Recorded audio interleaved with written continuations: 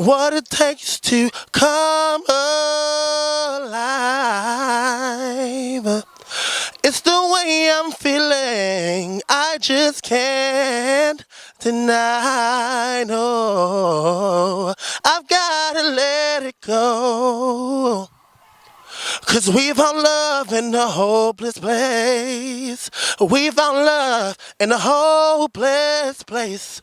We found love in a hopeless place. We found love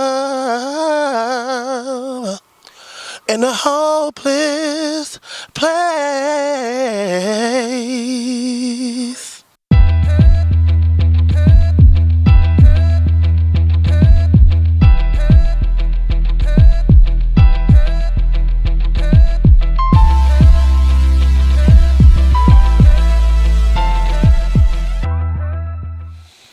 Alrighty, what's going on, world? I am Wesley from A Connection TV, the network, the one channel on YouTube where we actually adopt similar connections to spot our differences. And I am here with the one, the only Mr. Emmanuel Zidor. All right, now y'all saw the beginning of this video, and Brother Man was killing that Rihanna song, killing y'all softly. I want you to let the world know who you are and where they might have seen you. Well, my name is Emmanuel Zidor. I'm 26 years old, and you guys might have seen me from season 13's American Idol. And I'm just here with my boy Wes, and we're just having a great old time here at the park. A lovely day. Yes, indeed. Piedmont Park, Labor Day weekend, Atlanta, Georgia. I'm having a fun time. This park is beautiful. Are you enjoying your time so far in Atlanta? Yeah, I've been here for like 3 years now, and this is my first Pride actually. So I never really done anything for Pride. And I've enjoyed everything that I've encountered. I think if you've never experienced Pride before, you definitely have to come because it's been a lovely event so far. Okay, yes it has. So you said season 13 American Idol. How far did you make it? I made it to the top 20. Okay, top 20, that's tremendous. If y'all hadn't seen season 13 American Idol, I want to say his tagline was brat, brat, brat. Can you tell me where did that come from and what was that all about? I was actually, it was during Hollywood Week, and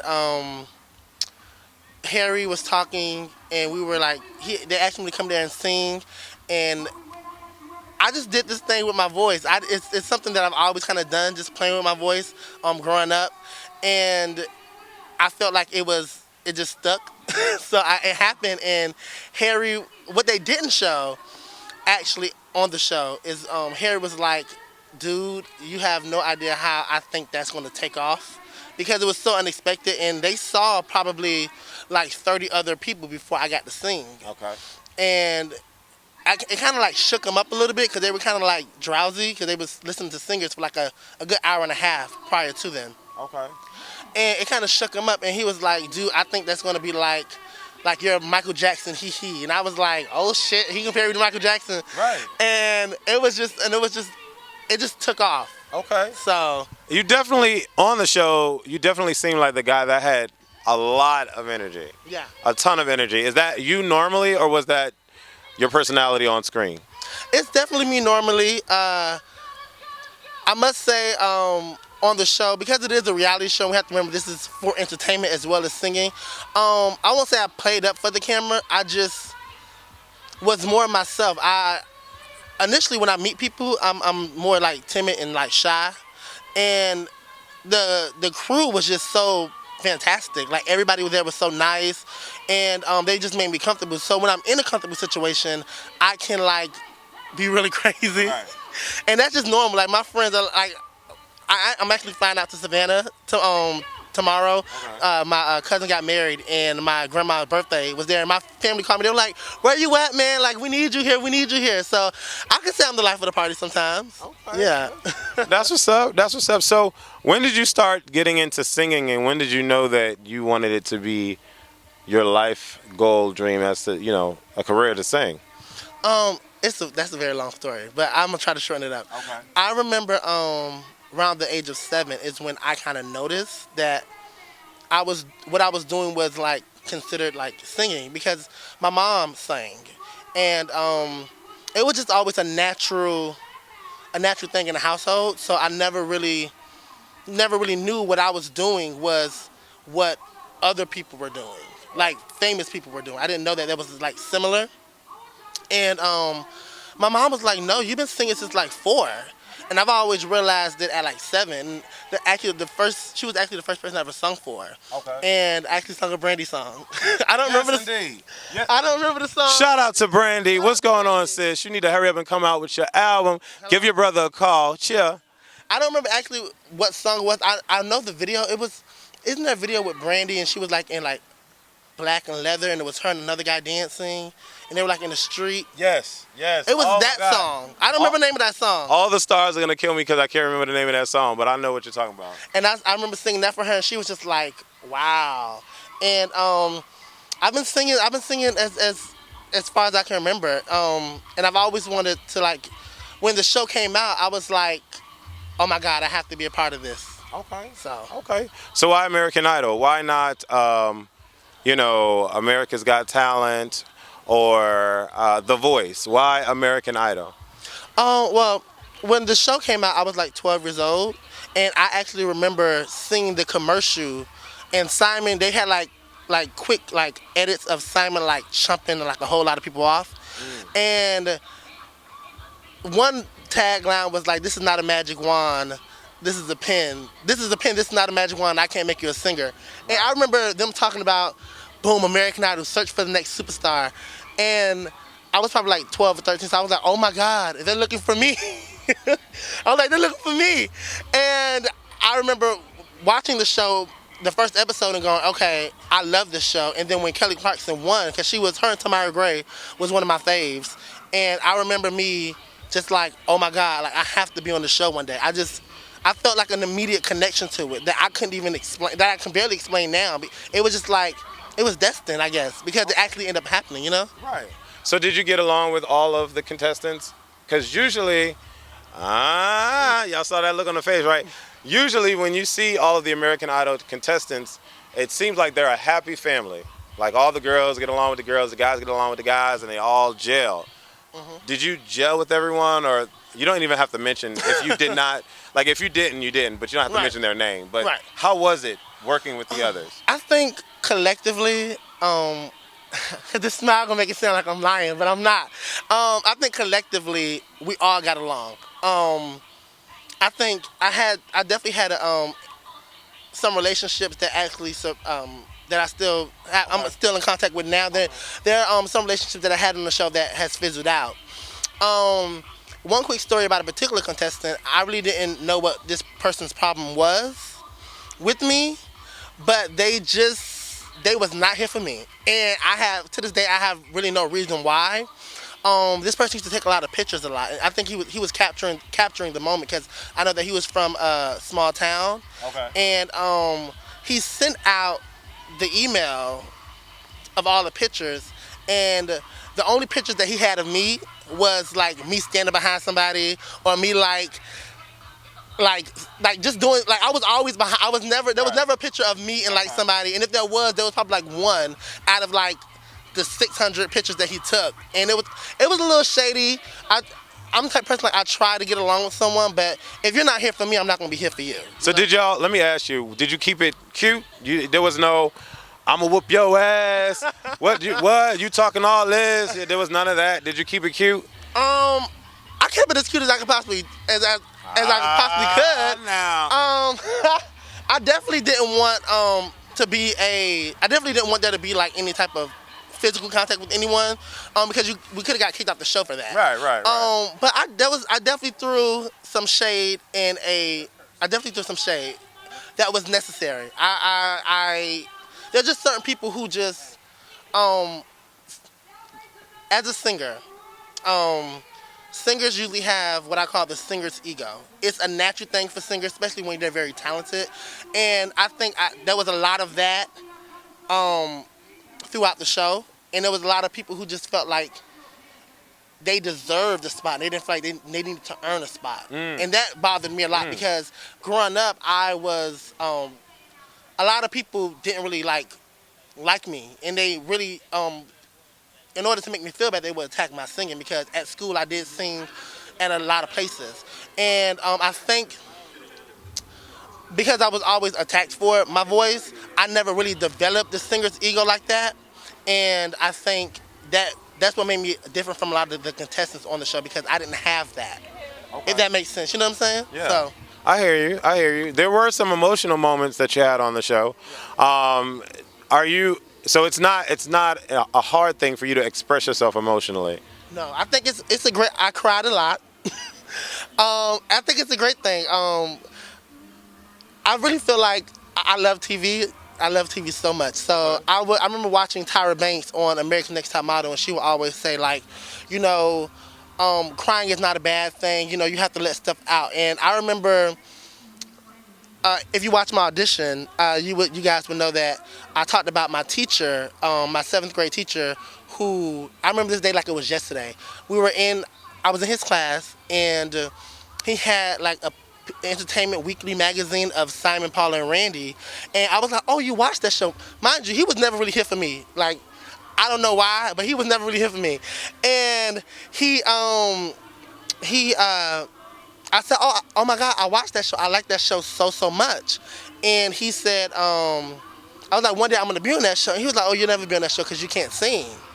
And it was just like, bitch, like that dagger that goes through a person's heart. That was that moment for me, and I was like, "Oh my God!" So when I told them that, and I finally made it to Jennifer, Harry, and Keith, it all became full circle, and I knew I was going to tell them that story of me walking in, but I didn't think that, because initially when I walked in, I thought I was going to get a no from Harry. I thought I was going to have Keith on the fence. I thought he was going to probably eventually say. I thought I was going to have to persuade him to say yes, and I knew I was going to get a yes from Jennifer because she's a very sweet woman. Okay. And when I got all 3 yeses from them, it kind of like validated to myself because up until that moment I had a lot of insecurities about my voice. So when that moment happened, it was like validation. Gotcha. So that's why I cried so much, and I don't regret crying. I definitely think that it was very necessary because it was a real moment. Okay. So we're gonna fast forward to the present. Yesterday we did a YouTube event where this brother man performed. Y'all are gonna see that video because I'm gonna upload that video. I'm gonna probably have a splash around here a little bit, but he did a cappella, a gospel song, one of my favorite songs, "His Eye on the Sparrow," and I've watched this season and I knew that he could sing already, but it's nothing like live and hearing someone and no beats, no instruments, no auto-tunes, just vocal ability. And I was just like going off. You'll probably see me on the video going like this, waving the hand down because he really killed it. And I had a tremendous time at the event. It was pure energy and it was a very humbling experience. So what are you doing now with your voice? Have you done like many performances or? No, I actually just got back into it. This is the first thing that I've booked in a year. So if anybody want to book me, you know, your kid is ready. Okay. I took a break because honestly, how I process things when I got cut from American Idol, a lot of people, when you read the comments, I had a guy pretty much try to attack me under one of the videos, and he was just like, after something that I said, and it was very like, very small, very small, and it was really nothing. But I think people had an issue with me, you know, being so openly gay. Not that I was gay, but the fact that I was gay and I didn't give 2 fucks about it. Right. And I think that rubbed a lot of people the wrong way because they expect or they want gay guys to be more masculine, and I really wasn't giving that. I was just giving me. And wherever I fall is kind of wherever I fall. And so a lot of people really wasn't here for me for that. And they would, they would say a lot of things. And this one guy, he tweeted me. He was like, "Oh, hashtag get rid of Emmanuel, hashtag bring Jillian Jensen back." That was another kid. Mind you, she sung on Girls Night and I sung on Guys Night, and that had really nothing to do with me watching. Right. So it was. I think a lot of people really had an issue with that. So I say all that to say this: that when I came back home and I didn't make it, I kind of was like, it started hitting me slowly because it was a dream of mine since I was 12, and I got on the show at 23. So, I started auditioning for the show at 23.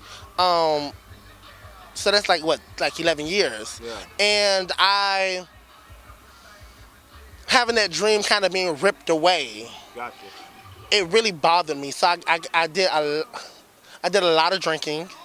Um, and I was just trying to numb myself, to be honest with you. Like, It was like a soul searching experience that you had to go through. it was like almost like, what is life now? Because from 12 years old, that being that.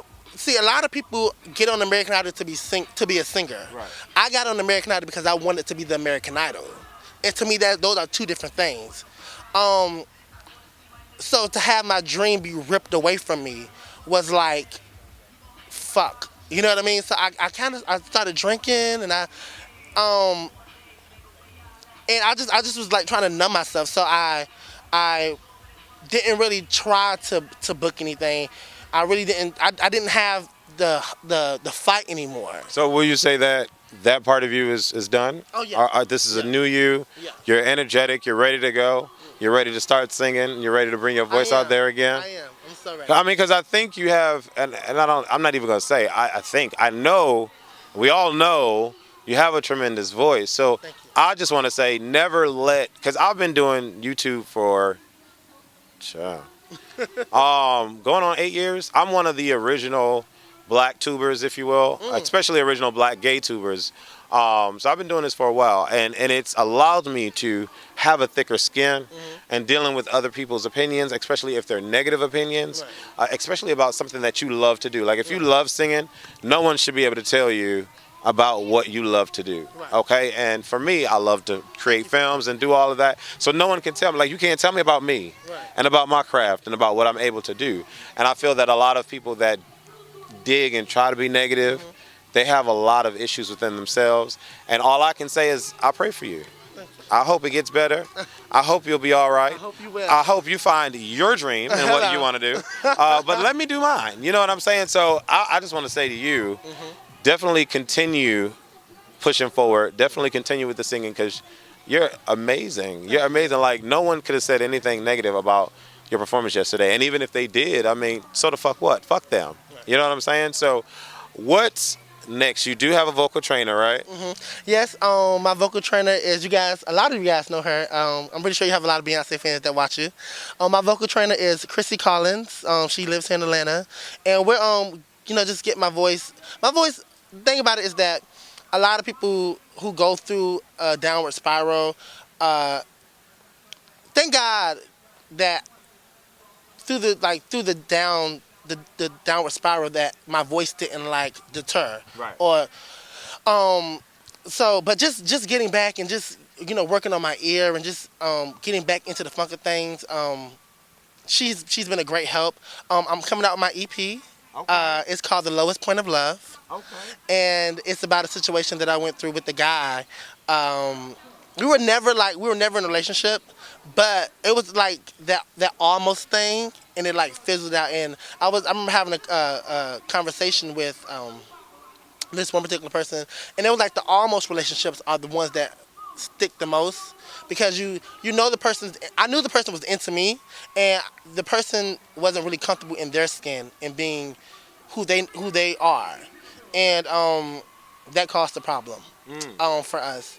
And I wrote some great songs. It's going to be a 6-song EP, 7-song EP actually, and I can't wait for it to be out. It's going to be out around February. I want it to be out Valentine's Day for the brokenhearted people who are always single and sad and eating ice cream and chocolate on Valentine's Day instead of loving somebody. Right. So if you're gonna eat ice cream and chocolate, you might as well listen to this EP, okay? While you eating your ice cream and chocolate. All right. So I can't wait for that to be done. I'm actually going into the studio to finish that, to get back started on it, because I've been sitting on the songs for like a year and a half, to be honest with you.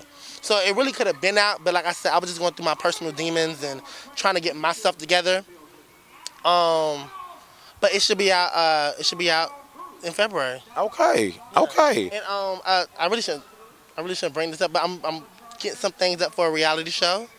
Talking to a couple of production companies right now, and one guy, he's really interested, but we have to figure everything out because it's a lot trying to get a reality show off the ground, and I didn't know that. So I'm working on that. Me and a couple of the other idols. Cause I like even though, and I do want to say this, even though there was some friction between people, when I left and they said, well, you guys, you are part of the idol family. I really stuck with that because even though I didn't really get along with a lot of them, I still support them. Um, and I still want them to be the best because I was around some talented people. Yeah. So Yeah, season 13 was one of my favorite seasons, along with the season that Kelly Clarkson for season 1 and season 3 with Fantasia and Jennifer Hudson. Definitely one of my favorite seasons. How can people get in contact with you if they have advice about singing and stuff like that? well, you guys can get in contact with me. My Instagram is Jzidor, Jzidor. Actually, I'm gonna start going by Jzidor because that's my stage name now. So Jzidor. Twitter. I know you can get at me at Emmanuel Zidor. Just hashtag or search for that, and you guys can find me that way. And yeah, those are two ways you can get at me. And when it comes to, I open every DM that I get. I really shouldn't though, because how you doing? Okay. But I do open every DM, and I do try to respond back within 24 hours to whatever I get because I know that there's so many people that watched American Idol, and there's so many people that didn't make it past the cattle call that were so talented. And it is, people do have questions, and I do love the answer because I do have a personal perspective on the show. So if you want to get in contact with me, if you want to follow me on my music, and if you like what you saw in the beginning of this video, definitely continue following me. I have a lot of great things happening. Once again, if you do want to book me, you can definitely hit me up on those social media websites. Yeah, so that's pretty much it. That's what's up. I want to thank you so much for coming on the show. We are gonna have him on the Culture Club in the future because he's gravitated towards the Culture Club, and a lot of you have gravitated towards the Culture Club. So thank you guys for that. But once again, I love giving y'all the real. I am with Emmanuel Zidor, and I want to thank y'all so much for watching A Connection TV. Deuces. Girl, this house is everything. I love it. Breathe Network must be making money now.